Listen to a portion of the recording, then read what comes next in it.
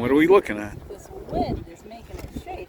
Well, We are looking at the sun right now through a hydrogen alpha type telescope.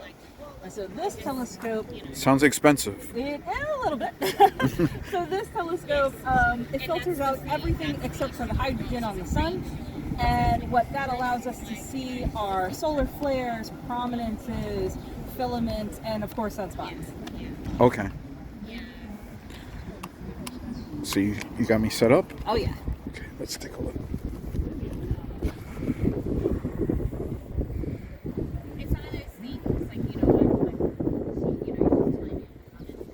know, I remember the last time I had to take off my glasses to see. Oh yes, I got it. I think I had different glasses on that day. like, but that's, you know, yeah, so, and she's got to do it. Perfect. I mean, that wasn't So describe the sunspots if I see them. So you should see about 4 sunspots. They're tiny little black spots on the surface of the sun. Chances are, especially the larger of those 4 spots, is larger than the planet Earth. And all of those are magnetic storms happening on the sun. The cool thing about sunspots is that they're actually the colder parts of the sun. So the sun is about 10,000 degrees, and the sunspots are ranging between 4,000 to 6,000 degrees. And they're constantly moving? Constantly moving, changing, growing, shrinking. We are in a point right now with the sun called solar maximum, and so there's a lot more activity. If you may remember, last year we had aurora here in New York City the first time in a very long time, twice, once in May and once in October. And, Aurora? Yeah, we had aurora. Sounds We like had a movie. northern lights. We had northern lights. Okay. And that's because of all of this increased activity on the sun. And this happens every 11 years. So once we exit solar maximum, the sun will start to quiet down, and then you'll get less activity, less sunspots, but then it'll ramp back up again in 11 years. That's what I was going to say. You mentioned 4. Mm-hmm. So it's just 4 now. Just 4 now. It's so not always It's not always 4. It'll change and shrink. Sometimes the sunspots, if they're very close together, they'll merge and they'll get really large. Sometimes they just disappear altogether. Back in May, when we had the first northern light storm, there was a massive sunspot on the surface of the sun. And the sun rotates just like the Earth does every 2 weeks. And when that sunspot came back around 2 weeks later, after it had rotated out of view, that's how large the sunspot was. It didn't even go away.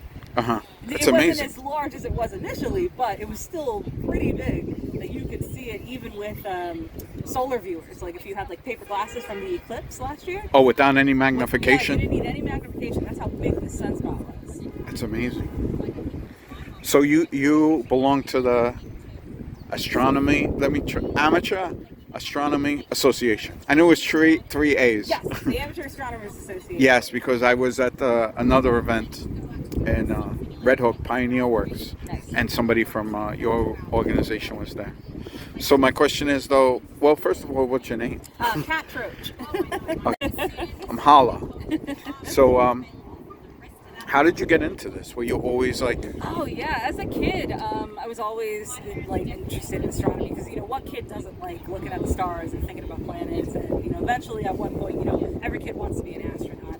I kind of missed all that phase. I don't know. Really? Oh no, not I was me. into like different. I don't know. So as for me, like I'm a shuttle generation kid. So, Okay. We had all sorts of post Challenger incident, but we still had a lot of shuttle missions.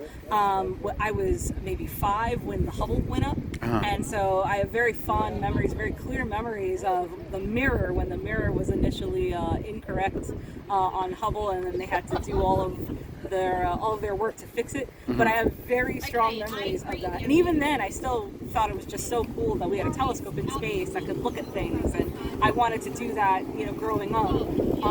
And I accidentally stumbled across a star party with the Amateur Astronomers Association back in 2012, and that just opened the floodgates. Just letting me observe through telescopes in Central Park, and from there it was just the snowball effect where... Oh, that's okay, we'll come back. Okay. Yeah, I'll chase it. Were we getting out of the wind? Oh, yeah. Yeah. Okay.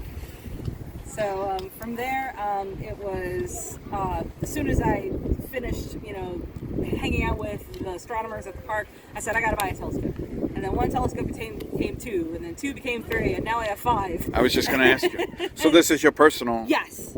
So all of the astronomers with AAA, when we go out and we do these public events, we do these with our own telescopes. So that's why we encourage folks when they visit our, any of our events, to look through each telescope, because they're all different. Because nobody has really the two same telescopes, or even the same two eyepieces. So in this instance, this is a Coronado personal solar telescope. It's about 40 millimeters, and it allows you to view the hydrogen filter of the sun. So all that hydrogen that you're seeing from the sun, it filters out everything else. So can it be used for viewing other things, or you just have it set up for the sun? It is just for the sun. It's designed that way, or the way you? That way. Okay. So all you can see is the sun with this. Now, it's not all. That's pretty cool. Right? Yeah. Now they do make telescopes, standard telescopes that you can put a filter on the front, and then look at it, look at the sun during the day, and then take off the filter for nighttime, and then you can do planetary and you can do star clusters. But those are traditionally white light filters, so it's not the same as the hydrogen alpha. Okay. Yeah, it was very comfortable. I didn't even feel. Right. Yeah. It better be. Yeah. Yeah. Better be safe. How expensive? Nowadays, so Coronado, the company that makes Coronado, went out of business. Oh. So this is almost like a limited edition. But Collectors. But you can get solar telescopes from other vendors, and for a hydrogen alpha telescope, they typically start at $700. Oh, that's. Just for the tube, not for anything else. So you said you have five different. So each one is for a different purpose? Each one is for a different purpose, or has a different type of magnification. So I have 3 that can be used for day and night, and then I have 2 that are dedicated just for the sun. So this is one for the sun. The other one that I have is a 70 millimeter white light filter. That is from Skywatcher. I also have a Celestron 90 SLT, which I have affectionately named Tom Seaver because I'm a big Mets fan. Okay. So it's the GOAT. So it's Tom Wait, is Seaver. it the hat? Why did you bring that up? Or the Queens, because we're in Queens? We're in Queens, but also the hat. But I do call it Tom Seaver. And then I have a 6-inch Schmidt-Cassegrain Celestron, which I call Bobby Bonilla because it's costing me the most money. With all the accessories. And then I have a refractor, a 4.5-inch refractor from Skywatcher. That is YA Tittle. Okay. All baseball players. So the organization, how often do you guys get together? Like, do you, besides these public events, because I found out in the paper, or I'm not sure how I found out that you were going to be here, but do you guys just get together and? Oh, just for social? We actually do. We get together. We have some social hours occasionally. It's not very structured where it's we're putting out an email blast. It's more or less some of us texting or emailing each other. Hey. And you just meet at some place with your telescopes. Right. But we do have regular scheduled events on our website. That's aaa.org. Good. And we have at least 4 to 5 events a week from April all the way to November. By the end of November, things start to trickle down just because it's the holiday season, and then also it gets a little colder. And does everybody who shows up, could you be in the association without owning a telescope? Absolutely. Okay. Yeah. We have all sorts of members. We have members that just like to come and observe with us, and we have members that have telescopes. We have members that are part of our astrophotography group that like taking photos. So their setups are completely different. They're not really for visual. They're just for astrophotography. We have 2 remote telescopes that we have people that you can buy time on. So if you wanted to take dark sky photos from one of our telescopes in Texas, or the telescope that we have in Chile now, you can use the remote telescopes that we have. There's all sorts of things for folks to enjoy, even classes and lectures. So if you wanted to learn astronomy, we have a 101 and a 102 series in the fall and the spring. I got to check that out. Yeah, so there's a lot to offer. So the best place is to the website? Yes, absolutely. aaa.org. conservancy.org. And it's not. For some reason, I don't know why. I was just thinking it was a New York-based thing.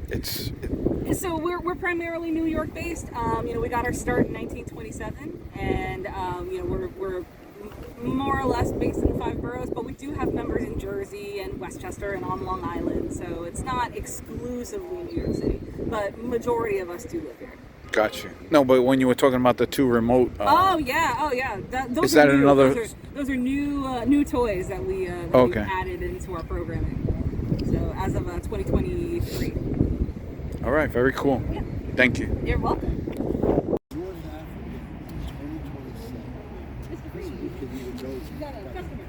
I'll tell you what, let me get the sun in the Oh, that's a good idea. Yeah, absolutely good. So hold on. I think it would be easier to move the sun. What do you think? Well, the sun is moving. That's the point. The sun is definitely moving. If everything else is stationary, we could just move the sun. You know, actually, I do it the fast way. How's that? I got the tiniest prominence. Oh yeah? Near the top, yeah. Finally, huh?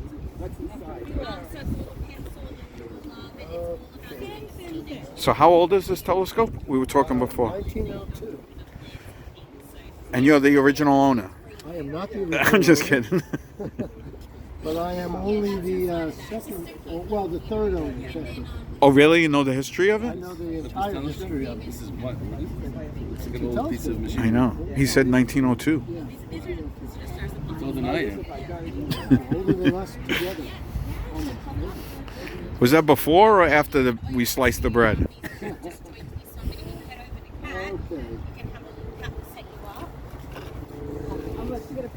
That's all right. Yeah, we just moved down a few weeks a little bit. The chill's a bit.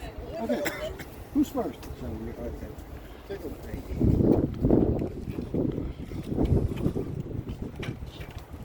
So it looks green now. Well, that's a filter that you're looking through, a little glass filter Emily. that gives it some tint, but basically it's mostly white light. Looking all the way. Now I see the outline now. Wow. Okay, you see the spots, right? Yeah. Okay.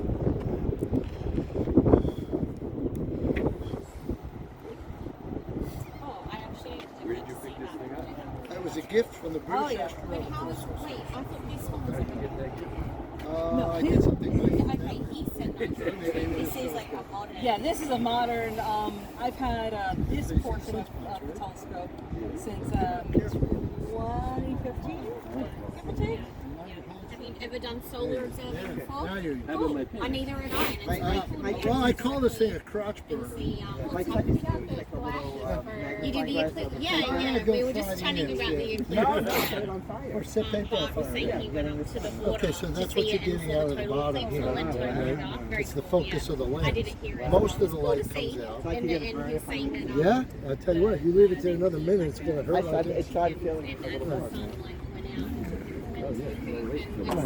Okay, so most of the light safely comes out the bottom. It is. 5% comes up, and then that gets filtered down heavily by these glass filters. So that's what makes it safe. Okay? And if you didn't have this, you would burn your eyes very quickly, like under a second. And then like it didn't last long and they got back off. Now we're all set. So that's one way Step on that. of doing it. That's a little different way. And then a third way is a lot of times people put a filter on the front that takes out almost all the light. And that's a safe way to do it too. Is that also considered a white filter if you do it on top? Yeah. Okay. Thank you very much. Thank you. Very welcome. Have a good Yanta. Thank you. Yeah. Have a good day. You think I'll be able to put the camera? Yeah, sure. Let me get it set up for you really well. So you have to adjust it very often, No, huh? I'm not tracking. There's no motor. Moving around. Right. There's not a motor on her. Oh, does it automatic? I think so. Once you, Yeah, okay. you're tracking, right? I'm tracking, yeah. Yeah. Okay, so this is the motor, these handles. You're the motor. Yeah, we're So what I like to do is I like to tell people close one eye like pirate, and then use whichever eye you like to keep on. Well, that's good advice. We don't know which one's my better eye. Okay. That one here. Right. And Oh, I just think if I'm right-handed, it's my right eye. Is that how it usually works? Or no, that's For just me, it does. Yeah, for me, my I right never eye, thought my that right other eye is people also might my be better different. eye. I Okay, have a thing in my there you eye, go. like astigmatism. Yeah, one. I yeah. don't know Have a which seat. one. Yeah. And My right eye is admittedly better than my left. I've so. never thought about it too. Yep, I already see it. You got it right on, right in the you want middle. to get closer? Yep. Closer. Oh, Emily, that's your favorite granola bar. Go for it. Take. Might be a little bit melty, like with a chocolate. Oh, with the those. Yeah, okay. Yeah. I'm not sure if it could be something on my. No, yeah, it sure is. I didn't know if it was part of my lunch. Yeah, that's it. So now you're focused on the sun and on the sunspot. It's cool. Yeah. That's great. Yeah, the last one that I did at the thing I was telling you about Yeah, in Brooklyn. yours. Yeah, it wasn't that color. It was. I don't So remember it you being want green. to tilt straight. Okay, that'll help you. And so, what can you explain what the things are? So the Sure. little black dots You're on off it. your So lens those a are little. sunspots. So those are storms that are happening on the sun. So the sun, the primary sun, is There you about go. 10,000 degrees Keep Fahrenheit. going, doing whatever you The were doing. sunspots are the polar Almost parts had it. of the sun. So those Yeah. range between Down- 4 to yeah, there you go. yeah. on it. Yeah. So all it is plasma that's churning. There it is, bubbling. right? I like to think of it as when you're boiling water. So when you're boiling water, you start to see those bubbles rising to the surface. So that sunspot will stay there for a while. Yeah, probably a week or so before it rotates out. Okay, cool. That's really interesting, and it's interesting that as humans, we know that when we can't get close. Thank you. Like that. So yeah, tell me the history that you found. So first of all, I'm Bart Fried, and I'm a member sorry, of the yeah. Amateur Astronomer Association, I'm like that's. and I'm also the president of the Antique Telescope Society. Ah, So this telescope was owned by a gentleman who worked for an engineering company that built sewage systems. They built the first sewage system for London. was it Ralph Crandom? And he was sent to Chicago to help sell their system to the city of Chicago. And when he lived there, he bought this telescope, which was built in Pittsburgh around 1902. And he used it here in America, and then when he moved back to England and retired, he used it there. He was a member of the British Astronomical Association. After he passed away, his sister donated the telescope to the BAA, and they loaned it out for many, many years to members and to a school. Okay. And decades later, it was recovered from the school by one of the BAA members, and he just had it in his living room for a long time. And so I did some things for the BAA, and in order to not so much compensate me, but as a thank you, they knew that I had an appreciation for old telescopes, and they gave this to me. They couldn't sell it because they're a non-profit, but they could give it away. Uh-huh. So Well, I'm sure they knew you were going to take care of it and use it and share it with others too. there was only one stipulation. I had to go all the way up to northern Scotland to pick it up. Oh, So I told my wife, hey, we're going to go to Scotland. We'll do some castle hopping. uh-huh. And she said, there's a telescope involved in this, isn't there? No, she knows you Well, well. she knows me very well. So we went and picked it up. And so technically, I'm the second private owner and the overall third owner. Of That's the pretty cool that you know the whole telescope. history Know the though. whole history of Yeah. it, know everything about the guy who first owned it, and the school that had it for a while. I'm friends with the fellow who recovered it on behalf of the BAA originally. So, yeah, it's amazing to have an antique where you know everything. Exactly. Right. Nope. And to make it a little bit more interesting, the company that produced it is my area of personal research, the John A. Brashear Company. I was going to ask you. I see the plaque So here. there's a plaque here. And who is that? John Brashear was a telescope maker in the Pittsburgh area. Okay. He was originally a millwright in the steel mills, but he always loved astronomy, so he started making telescopes. And then he realized he could make a living at telescopes. Uh-huh. And eventually he became the president of the University of Pittsburgh. Yeah, so this one's like. And he did many, many other things. So He's a very interesting guy. Made some huge telescopes, including a 72-inch diameter that's at the Dominion Observatory in British Columbia, and a 30-inch refractor at Allegheny Observatory in Pittsburgh. So he was world-renowned for his telescope making. So this telescope has a hell of a pedigree. Yeah. Right, and a very interesting history unto itself. And I'm really glad to have it. So when I'm gone, my kids will have it. I was geeking out on this. The gears. I was like, it's so simple, but it's like so efficient too. The way it's it simple moves. and it's efficient. And this form, which is called a worm wheel and a worm, Yeah. okay, is particularly efficient because you don't need a lot of power.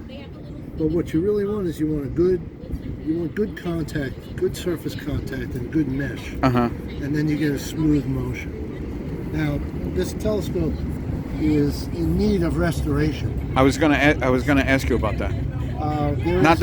Not because I was just gonna ask you, like, it looks old and people say, oh, leave it the way it is. definitely leave it the way it was. No, actually not, because the guy who made it, he didn't want his telescopes to corrode away. He wants them to be used and he wants them well cared for. There's an example of this telescope, this exact model, in the South Carolina State Museum that has its original finish. So the original finish was a gold-tinted lacquer, and then the casting portion, these bronze castings, had gun blacking, or gun bluing, depends on who you talk to. So they were dark, and then this was more gold, like polished gold lacquer, really gorgeous. So, and I want to clean up the gears and really get it working properly. So, but it works. It really works well. That just proved it, right? Yeah. But is this the original stand as well? It's the original tripod. The school changed these. Okay. I guess the original ones broke. Yeah. And so they replaced it. These look terrible. And I've got another one, so I know what they should look like. They should look much more like this. Really well finished and good wood. So these will get replaced properly. How long have you had ownership? This, I think 10 years ago. Okay. Yeah. About 10 years ago. And what was the condition when you got it? Just like this, except... So you didn't have to really... Except... The lens was in backwards. Oh, So they the probably lens- didn't even know. The lens is made out of two pieces of glass. Uh-huh. And you can see through it, and it will focus if the lens is flipped. Just not as good. It introduces spherical aberration. So you can get a good image, but you can't get like a phenomenal image. Certainly not up to the quality that you should get out of this telescope. So the fellow who had this in his living room and way up in Scotland, he looked through it and he liked it, but he didn't have a problem when they said, let's donate it to me. When I went up to see it, I looked in the front, and I knew right away the lens was in backwards. Oh, I was going to ask you. There's some things about it that I knew. Yeah. So about a month or two later, it gets here to New York, and the first thing I did was I unscrewed the cell, I took the lens out of the cell, saw that I was correct, it was in backwards, I flipped it over. I didn't even bother looking through it, I knew it was in backwards. So, Oh, wow. So I flipped it over, got it in right, and took it outside and took a look, and it's essentially a perfect lens. This telescope is a great telescope. It's just flipped. It was backwards, flipped. So they gave it to the right guy. I called him up, and I told him, I said, I got some pictures I'm going to email you. I want to show you something. And I showed him how the lens came out and how I put it back in and why, and how I knew from the beginning that it was backwards. And I said, you never said that you thought it was a great telescope, but I'm telling you now, it is a great telescope. And I really want to thank you for the gift. Yeah. But you can't have it back. I was just going to say, is it like a car the guy wants it back after figure out the situation? Yeah. Seller's regret. Well, so this is why I didn't say anything to him up in Scotland. I didn't want to say, you got the lens in backwards. Oh, really? Well, maybe we won't. Yeah. I think these folks are waiting to take a gander.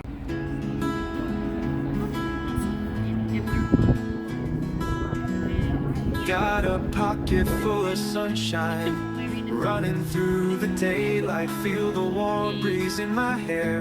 In this moment I don't care.